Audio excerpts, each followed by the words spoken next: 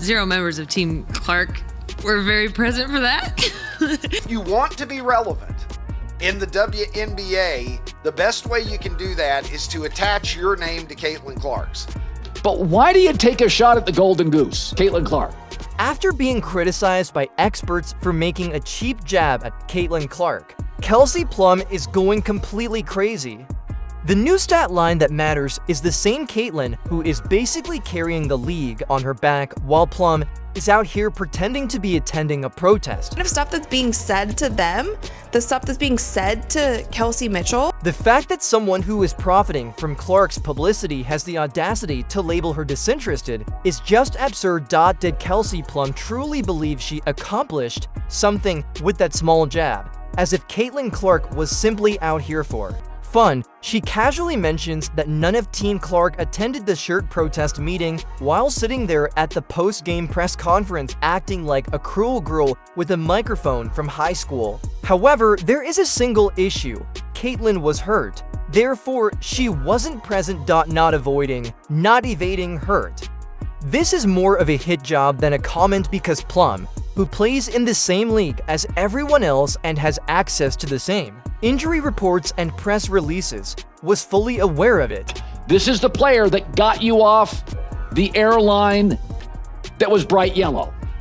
Even worse, Clark did endorse the demonstration. Even though she was sidelined for the All-Star game in her home state due to a groin ailment, she donned the same "pay us what you owe us" shirt. However, that wasn't sufficient in some way. Even though Plum knew she couldn't be there physically, she attempted to portray it as though Clark had abandoned the cause. Not all of it was tone deaf, it was computed. It wasn't a time for activism or unity, the goal was to make a joke while the biggest star in the league was unable to respond instantly. Make sure you pay them enough, at least so that they're not going overseas. What does it say about the salary structure in the WNBA that the whole reason that Brittany Griner was playing in Russia is because in Russia, that has not so good of a record of human rights, pays their women's basketball players better than they do here in America. That's the whole reason why she was there. However, can you identify who was seated just beside Plum? Ionessu Sabrina. We had a very, that really needed to be mentioned. That was ridiculous. That was childish, and Sabrina had to let it be known. I don't really think that was necessary. She trying to laugh it off, but Sabrina's not feeling you saying. And that passive-aggressive comment was made by the second Plum. A meme featuring Sabrina's whole face became viral. She rolled her eyes so forcefully that it almost turned into the most candid statement ever made during a WNBA press conference. That truly had to be brought up, she remarked sarcastically. Everyone in the room knew that Plum had just destroyed the United Front illusion with a single, clumsy sentence, which is why there was complete silence. We're talking about the WNBA. It is hard for me to differentiate what people really mean and what people are just saying for attention and what people are saying for clout. The goal of the clothing protest was to demonstrate unity inside the league, to convey the idea that all athletes, regardless of team, were fighting for greater compensation and recognition. Plum, on the other hand, turns it into a bizarre attendance check. She did more than simply call Clark out. Knowing that the primary name on that list, the one who genuinely drives ratings, sells tickets, and brings money into this league, wasn't even there in the building to defend herself. She called out the entire Clark team's roster. It's more than just dubious, that is self-defeating. But it was completely unnecessary, didn't need to be said, and certainly, putting it out there publicly doesn't help anyone's case. The purpose of the WNBA's Pay Us What You Owe Us shirt protest was to demonstrate solidarity. Rather, it evolved into a masterclass on how to destroy your own reputation. Players wearing those eye-catching shirts demanding better compensation and equitable treatment were part of the league's pre-2025 All-Star Game stunt. The visuals were powerful, it was really awfully timed. According to its own admission, this league hasn't made a profit in 26 years. 26? That isn't a viewpoint, that's math. Players are now requesting larger salaries as if they were in the 5th year of the NBA's billion-dollar revenue run, despite the fact that the WNBA has been losing money since 1997. Only going to get more profitable as women's basketball gets better, as the Caitlin Clark momentum train gets bigger. I mean, this year she's not playing well, she's hurt, she's not there for all the games. A diversion about who failed to attend a meeting replaced what ought to have been a narrative about players demanding respect. To be clear, Caitlin Clark was hurt and couldn't attend. I do not think so. That comes from the official July 19th injury report, which verified that Clark had been ruled out of All-Star Weekend beforehand due to a groin issue.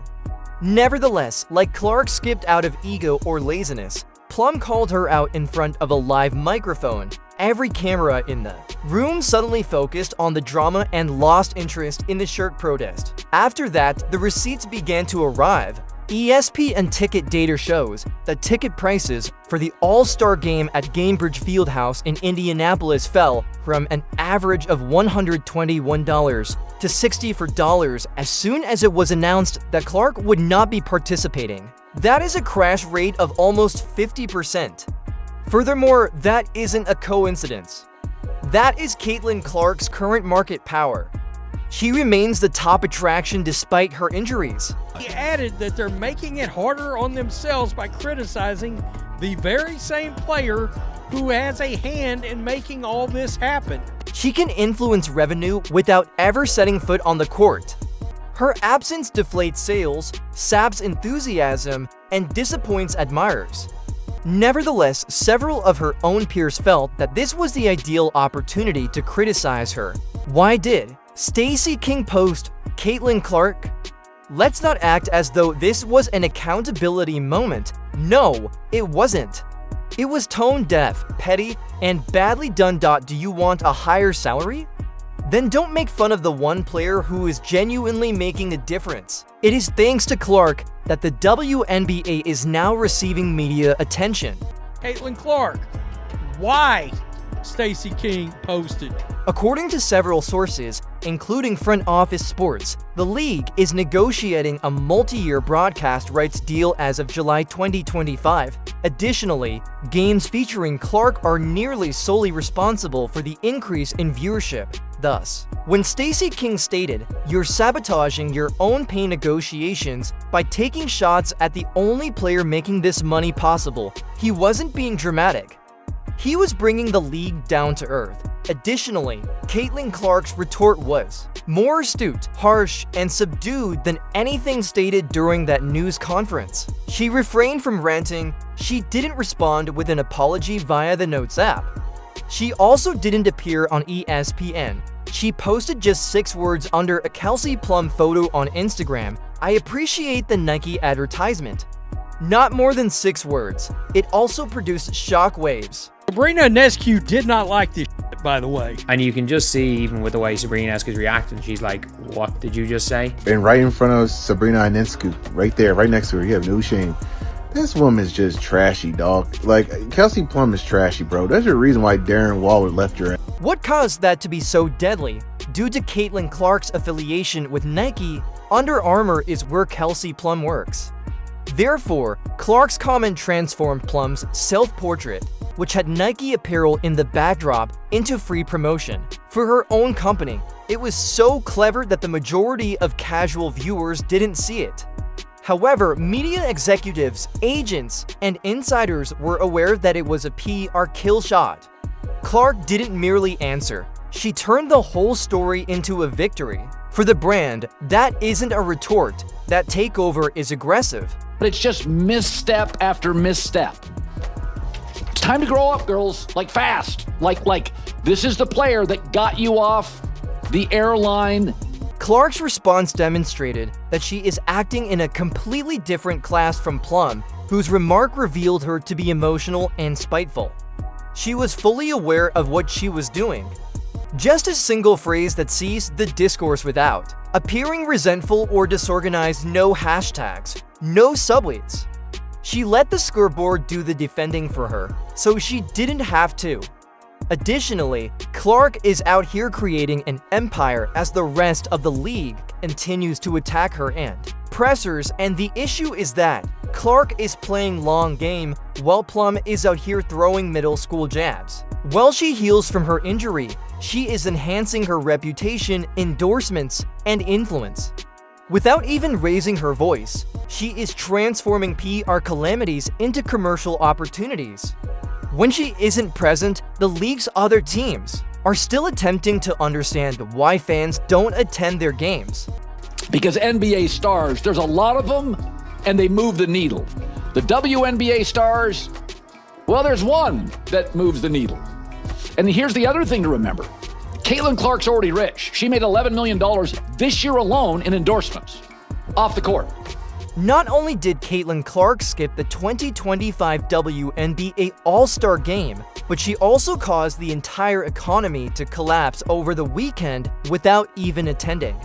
She was out due to a groin ailment. According to the second news report, data from ESPN, Ticket Partners shows that the cost of tickets for the July 20th event at Gainbridge Fieldhouse decreased from $121 to $64. It wasn't a gradual fade. That was a 47% overnight crash, a free fall.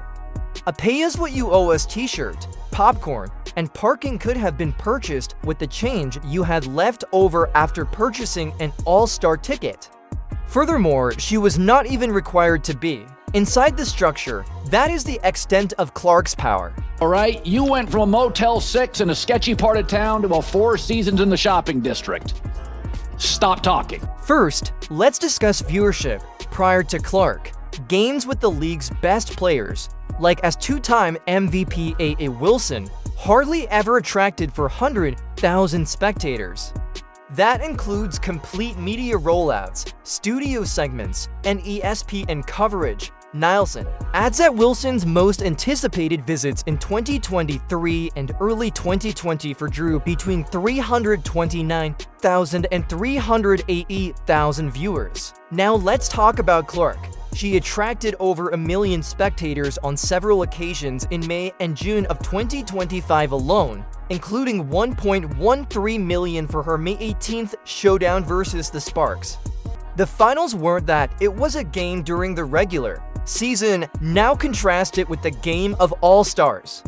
It hobbled to the finish line without Clark. On July 20th, the initial ratings were less than 500K. The statistics don't lie. Even if it was promoted as a celebration of women's basketball translation and aired during prime time.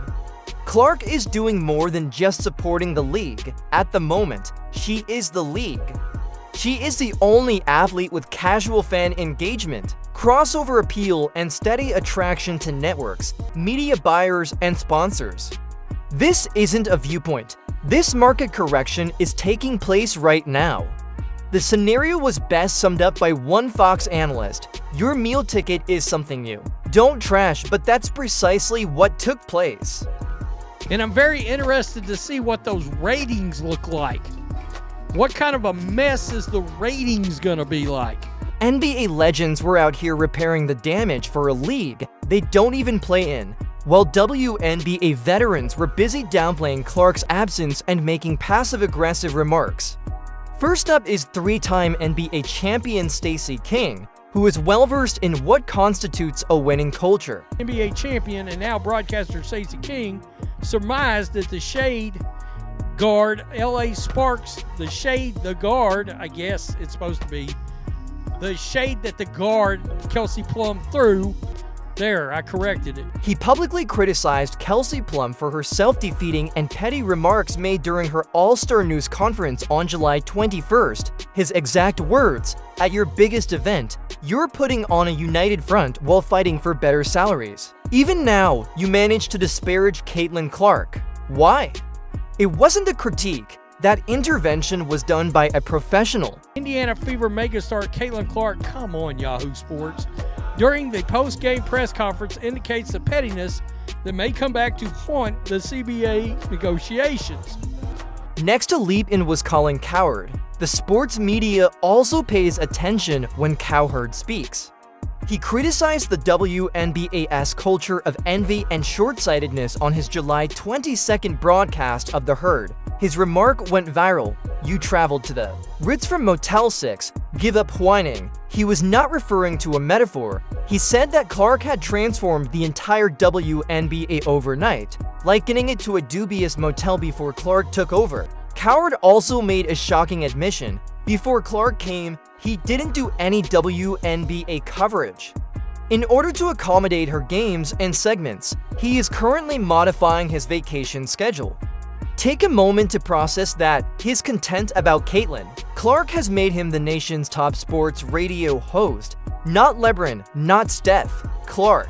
Among those weighing in on the situation, and Colin has some hard truth to speak to the ladies of the WNBA, and let's listen. The same energy, Charles Barkley uttered the silent part aloud on TNT's Inside the NBA. "What these women are doing is beyond me. They are treating their star as though she were a problem," Shaq concurred, referring to Clark as the league's future and criticizing the WNBA players for not supporting her. "These analysts aren't your average ones. These are the faces of American basketball commentary." Additionally, they are all making the same claim. Before you destroy what little momentum you have, cut your ego and your jealousy. The worst aspect is that these pot shots weren't anonymous. There were receipts for every critique. Stacey King used viewer data and ticket drops to support his claims. Google Trends and sponsorships were mentioned by the cow herd. Barkley brought up the marketing campaign's current near-total focus on a single player. You can't avoid it. Only when Clark is involved is the business booming, and it appears that everyone outside the WNBA locker room is aware of the obvious statistics. The responses are obvious. The repercussions are also evident. However, some players still believe that making fun of the one guy who brings all the money to the table is brave. That isn't courageous, it's simply lousy business.